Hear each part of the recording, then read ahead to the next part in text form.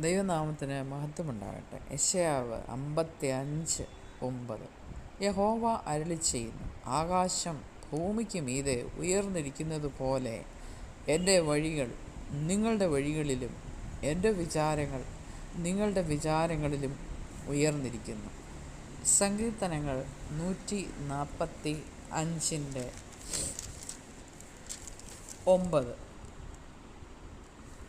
യഹോവ എല്ലാവർക്കും നല്ലവൻ, തൻ്റെ സകല പ്രവൃത്തികളോടും അവന് കരുണ തോന്നുന്നു. 19. തൻ്റെ ഭക്തന്മാരുടെ ആഗ്രഹം അവൻ സാധിപ്പിക്കും, അവരുടെ നിലവിളി കേട്ട് അവരെ രക്ഷിക്കും. ഈ വചനത്താൽ ഇന്നത്തെ ദിവസം ദൈവം തമ്പുരാൻ നമ്മളെയും നമുക്കിവിടെ അവകാശമായി തന്ന സകലതിനെയും അനുഗ്രഹിച്ച് കാക്കുമാറാകട്ടെ. ആമേൻ.